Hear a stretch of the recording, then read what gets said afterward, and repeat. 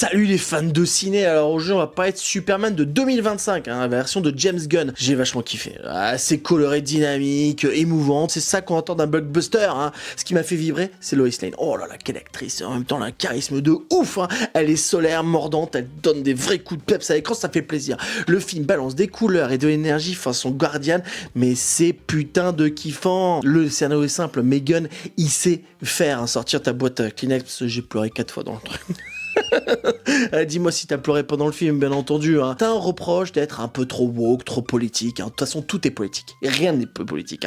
Sauf que, Superman, c'est un migrant, mon pote. C'est dans son ADN. Le monologue final où Superman évoque justement ce statut d'immigrant qui est au final un humain, c'est vrai que c'est un peu chiant, c'est un peu redondant, mais bon, il fallait que les débiles comprennent en fait. Moi, je me suis laissé emporter par le truc, en fait, et ça, c'est ultra rare que maintenant je me fasse emporter, et c'est même beau, tu vois. Cette scène là sur la plage, elle est dingue, quoi. Le moment où elle est en fait, t'as Lois Lane qui est bloquée dans un bouclier là, et franchement, c'est génial comme scène, c'est visuellement hyper original, mais comme il arrive à faire Gunn à chaque fois, même dans ses films un peu moins bien, il fait toujours des effets de réal. C'est un putain de réal. Voilà. Il y a eu la trilogie de Reeve, bien sûr, qui est très sympa, très old school, mais assez cool. Man of Steel, j'ai adoré Man of Steel, mais là ils sont sortis d'un Man of Steel, et tant mieux, quoi. Ça change en fait. C'est ça les comic books en fait. Si tu comprends pas ça, c'est que tu sais pas lire les comic books. C'est que chaque auteur donne sa patte. Et voilà, on aime bien Man of Steel. Il y a ce côté un peu beau gosse, musclé. Puis là, c'est quelqu'un de beaucoup plus sensible, quelqu'un qui peut perdre. Et un Superman qui peut perdre, ça devient un Superman intéressant. Voilà. En résumé, un film coloré, engagé et super émouvant. Voilà, c'est un putain de blockbuster et pas fade.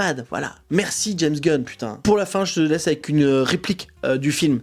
I am the son of immigrant and I believe in us. Et c'est beau ça, putain, mec, mon accent pourri, quoi, putain.